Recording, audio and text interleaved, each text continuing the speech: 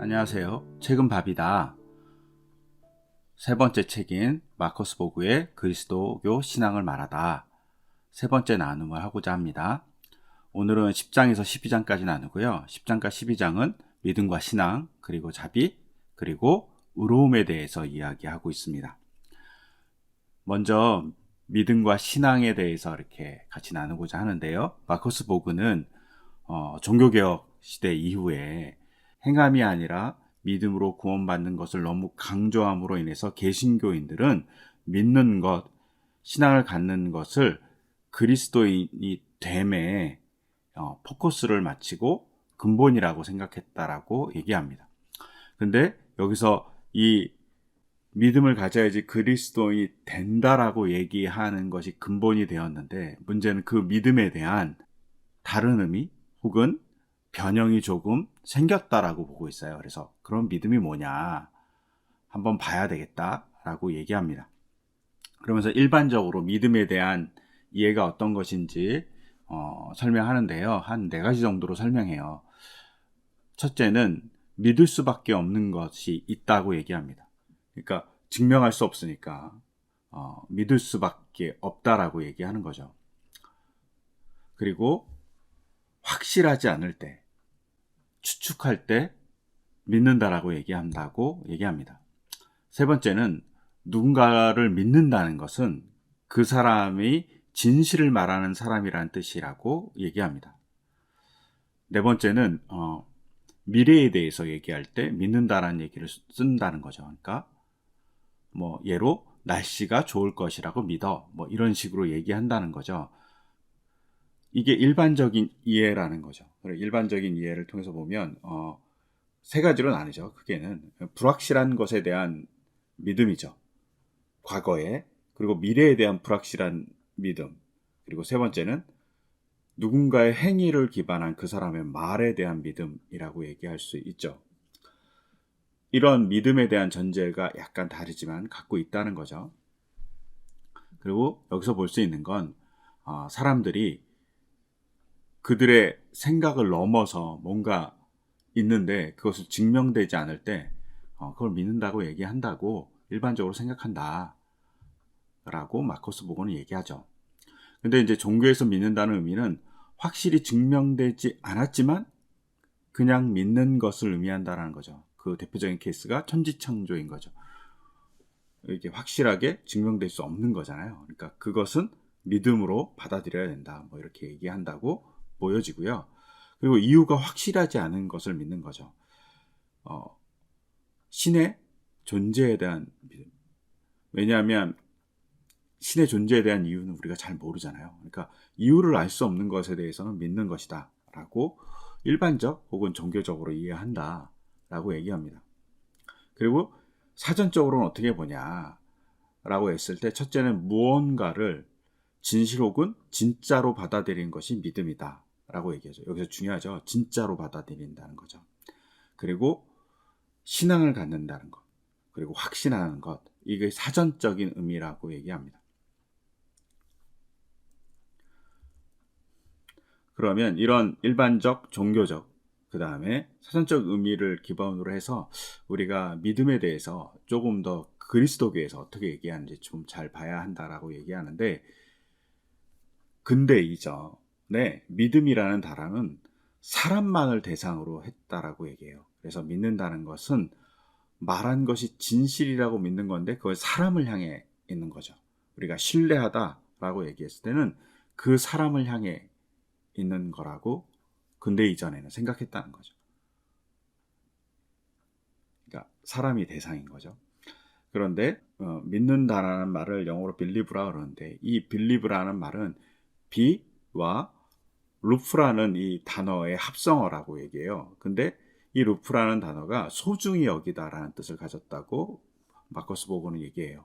그래서 believe라는 믿는다는 말이지만 사실은 소중히 여긴다라는 말이라는 거죠.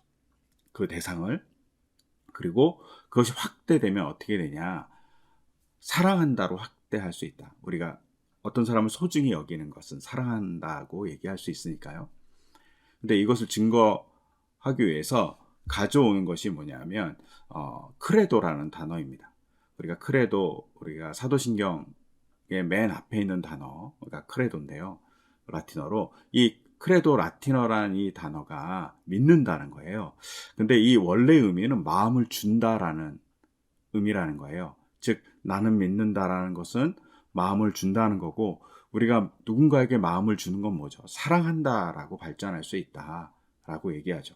그래서 중요한 건 뭐냐면 믿는 것과 그리고 사랑하는 것이 같은 건데, 이 믿는 것과 사랑하는 것을 포함해서 잘 이해하려면 야고보서 2장 19절을 봐야 한다고 얘기해요. 근데 야고보서 19절에 보면 마귀도 하나님이 한 분인 거를 믿는다. 여기서 믿는다는 좀 알고 있다 이런 뜻일 수 있죠. 확신한다 뭐 이렇게 얘기할 수 있어요. 근데 그리스도교에서 믿음은 사랑이 추가돼야 된다고 마커스 보는 얘기해요. 그래서 그냥 믿는 것과 사랑이 있는 믿음은 다른 거라고 얘기하는 거죠. 그리고 그것에 대한 예로 쉐마와 예수님께서 가장 위대한 계명이라고 언급한 거예요. 쉐마는 유일하신 한 하나님을 너의 온 마음과 온 정성과 온 뜻을 다해서 사랑하라고 얘기해요. 그러니까 사랑하는 대상이 믿는 대상이 되는 거죠. 또 위대한 계명은 하나님을 사랑하고 이웃을 사랑하라고 얘기하는 거잖아요. 그래서 믿는 것은 마음을 주는 거고, 그 마음을 주는 것은 그 대상을 사랑하는 것이다 라고 얘기하죠. 여기서 이제 마커스 보가 정말 얘기하고 싶은 중요한 포커스가 있는 것 같아요. 가장 중요한 건 믿는 것은 사랑하는 거다. 그 대상을. 우리가 고린도전서 13장에 보면 믿음, 소망, 사랑이 나오잖아요. 근데 이것이 떨어질 수 없는 거죠. 그래서 믿는 것은 사랑이기 때문에 믿는 거라고 얘기한다고 보실 수 있습니다. 그리고 이제 신앙이란 단어도 있다. 이게 faith죠. 이 신앙이라는 단어를 보면 신앙이라는 단어의 정의는 신 또는 종교에 대한 굳건한 믿음, 뭐 근거에 기초하지 않은 믿음, 종교의 교리나 믿음 체계에 대한 이야기라는 거예요. 즉 신앙과 종교는 동의어라고 보는 거죠. 그리고 이 신앙과 종교를 동의어로 봤을 때 이 faith라는 이 단어가 원래는 피델리타스라는 단어에서 왔어요. 라틴어. 이거는 신실함을 뜻해요. 근데 이 신실함은 관계에 집중하고 헌신하며 충실하다는 뜻이에요. 그러니까 신앙은 항상 관계를 가지고 지키는 것을 의미하죠. 또한 이제 라틴어 피두치아라는 말에서도 왔다고 생각해요. faith는. 그러면은 이 피두치아라는 단어는 신뢰를 뜻해요. 신뢰라는 의미에서 신앙의 반대말은 불신앙 이런 게 아니라 불신, 믿지 않는 거죠. 그리고 그 불신은 항상 뭐죠? 불안과 함께 해요. 이게 제가 가끔 이제 비유하는 건데요. 의처증이든 의부증을 가진 사람이 있어요. 그러면 그 사람이 전부를 못 믿나요? 그런 게 아니잖아요. 의처증이나 의부증은 사소한 것 조금을 믿지 않는 거예요. 그러면 그 사소한 조금을 믿지 않는 것이 믿음이냐? 생각해보면 믿음이 아닌 거예요. 작은 것 때문에 흔들리니까 전부가 흔들리는 상태인 거죠. 즉 믿음은 그 관계에 되게 충실해야 되는 거죠. 그래서 우리가 적은 믿음 가진 자라고 예수님이 제자들 되게 혼내잖아요. 이 적은 믿음이라는 게 없는 거예요. 믿음이 없다라는 뜻일 수도 있어요. 그리고 완전한 믿음을 가질 때, 우리가 누군가 나를 너무 사랑했을 때 불안하지 않잖아요. 그 사랑을 확신할 때. 그런 불안하지 않는 상태가 되는 것이 중요하다라고 얘기하는 거고요. 하나님을 정말 제대로 만났을 때 불안이 없어진다란 말을 어거스틴이라는 사람이 했어요. 자기가 모든 것을 다 해보고 뭐 이단에도 빠져보고 철학에도 빠져보고 뭐 이랬는데 다 불안했다는 거예요. 근데 하나님을 만났을 때 불안하지 않았다라는 말을 어거스틴이 하죠. 그게 진짜 신앙인의 모습 중에 하나다라고 얘기합니다. 그런 관계를 갖는 것, 이게 신앙이라고 보시면 좋으실 것 같아요. 그리고 그러면 믿음과 신앙의 대안작정이 뭐냐? 신앙은 하나님을 더욱더 삶의 중심에 둘 때 맺는 결실이라고 얘기해요. 그러니까 내가 신앙을 가져서 뭔가 되는 게 아니라 하나님을 더욱더 내 삶의 중심에 두면 신앙이란 결실이 맺혀진다는 거죠. 이거를 연애 관계로 보면 연애 관계에서 그 사람을 내 삶의 점점 중심에 두면 사랑이 결실되는 것과 같이 우리가 하나님을 내 삶의 중심에 두면 둘수록 신앙이란 결실이 맺혀지는 거죠. 그래서 신뢰로서 신앙은 부력과 같다고 얘기해요. 이거는 이제 키에로케고르의 얘기라고 그러는데 우리가 그렇잖아요. 물을 두려워하면 수영을 못 하잖아요. 근데 물에 자신의 몸을 맡기고 힘을 빼면 자연스럽게 수영을 하고 몸이 물에 뜨잖아요. 그거와 같다는 거죠. 하나님께 맡기는 거죠. 그것이 신앙이란 결실을 갖고 있는 거죠. 그래서 풍랑 속에서 예수님이 제자들에게 믿음이 적은 자들아 왜 의심하느냐라고 얘기하시잖아요. 하나님께 맡기는 일들이 믿음, 자기의 힘을 좀 빼는 일이 믿음, 관계를 갖는 거죠. 그리고 이런 관계를 가질 때 우선적으로는 그냥 믿어 이렇게 얘기하지 않아요. 구약에서는 믿음은 하나님에 대한 인간의 반응입니다. 그러니까 하나님에 대한 인간의 반응이라는 것은 사건이 전제돼요. 하나님 뭔가 일을 먼저 해요. 그 먼저 하는 일을 볼 필요가 있고 먼저 하고 계셨다는 것을 알 필요가 있어요. 창조가 먼저 있으니까 인간이 있듯이. 또 출애굽을 시켰기 때문에 이스라엘에 신앙이 존재하듯이 하나님의 먼저 사건이 존재한다는 거죠.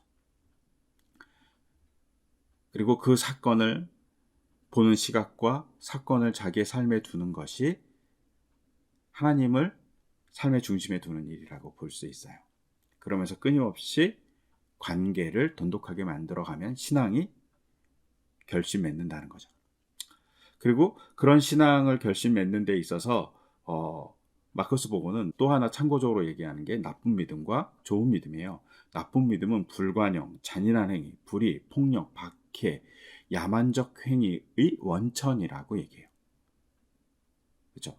너무 확고하면 야만적이 되죠. 그 다음에 좋은 믿음은 그리스도 신앙은 예수를 통해 알 수 있는 하나님에게 충성을 바치고 하나님을 신뢰하는 것이라고 얘기합니다.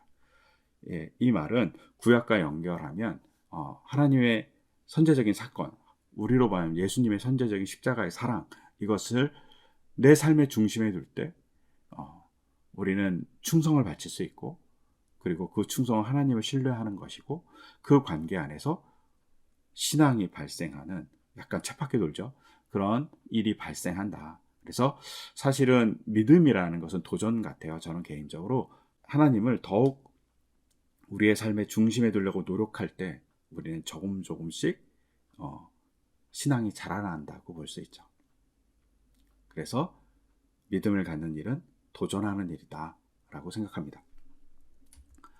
그 다음에 11번째로 자비에 대해서 얘기해요. 머시에 대해서 얘기하는데 일반적인 정의는 자비는 권력의 불균형을 전제한다 그래요. 그러니까 힘을 가진 자, 권력을 가진 자가 누구에게 베풀어주는 시혜나 용서를 의미하는 거죠. 그래서 관대함이나 관용이라고 얘기한다는 거예요.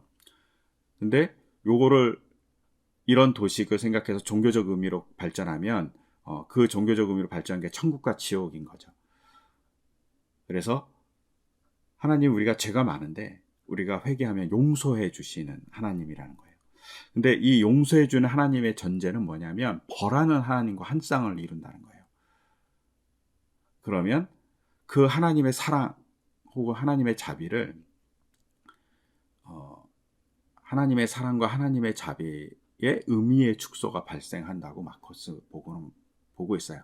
그래서 마커스 보고는 자비라고 얘기하기보다는 국률로 바꾸는 것이 좋다. 그래서 컴패션으로 바꾸는 게 좋겠다라고 얘기하고 있어요. 그런데 그러면 컴패션은 뭐냐라고 할 때 국률은 함께 느끼는 거예요.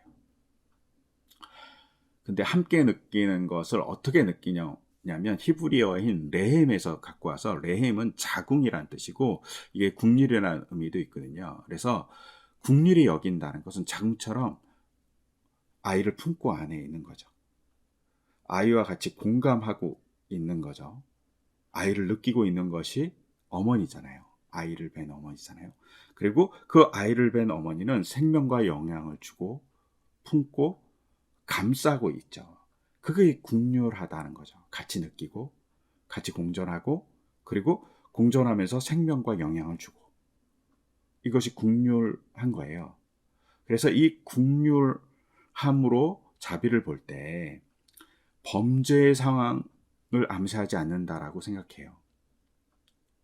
그래서 범죄를 전제하고 용서해 주는 것이 아니라 함께 느끼고 공감하는 거죠. 그래서 국률은 공감이다라고 얘기해요. 그래서 심파시, 엠파시라는 말이 있잖아요. 이렇게 심장이 같이 뛴다는 이야기잖아요. 같이 심이라는 게 같다는 거고, 파시가 심장인데 심장이 같이 뛰는 거죠. 엠파시도 마찬가지고 안에서 같이 뛰는 거니까 같이 뛰는 겁니다.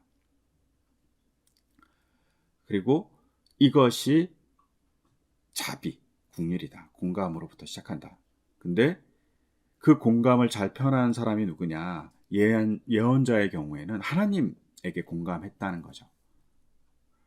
그리고 그 공감을 가져서 이스라엘 백성에게 얘기해야 하는 사람이 예언자, 그리고 하나님의 공감을 가지고 세상을 보는 사람이 예언자. 질책하는 게 아니라 공감인 거죠. 정의에 대해서 혹은 약자에 대해서. 그리고 선한 사마리아 사람 비유에서는 그 사람이 자비를 베풀었다고 하는데, 그 자비는 강도 맞은 사람에 대한 공감에서 있었다는 거죠. 그의 아픔에 대한 공감. 즉 자비를 국률, 그리고 국률은 공감이고 그 사람의 아픔에 대한 공명이라고 보면 좋겠다라고 얘기합니다. 이것이 자비를 바라보는 중요한 단어라고 얘기하는 거죠. 그래서 자비를 너무 죄 용서로만 보면 협소적이다라고 얘기하는 거예요. 자비는 국률함을 느끼는 거고, 국률함을 통해서 공감하는 것이고, 그것으로 통해서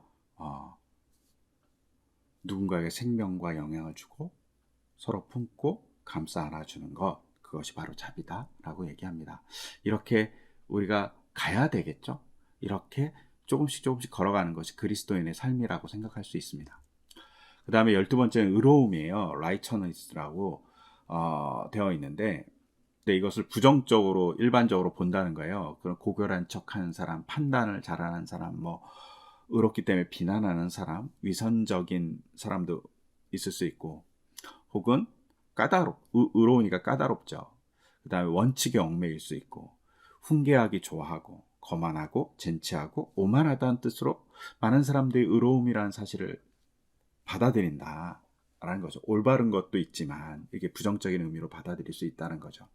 그리고 미국 사회에서는 이 의로움을 저스티스라고 바라본다는 거죠. 정의와 동의어로 볼 수 있는데, 미국에서 사회에서는 징벌적 정의라고 생각하는, 그러니까 범죄한 사람이 벌을 받아야 되는 거죠.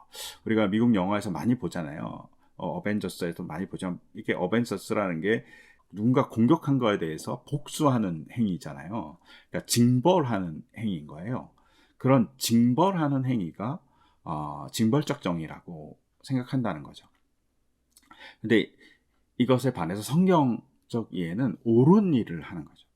바른 일을 하고, 이것이 의로움 혹은 정의라고 얘기해요. 근데 성경적으로 의로움과 정의는 뭐냐 할 때 개인이 의로울 수 있죠. 그래서 성경이 노아가 의롭다라든가 이런 식으로 얘기합니다. 개인이 의롭고 올바르게 행하는 것이 있을 수 있어요. 근데 성경은 여기서만 그치지 않고 사회적 정의로 보고 있다는 거죠.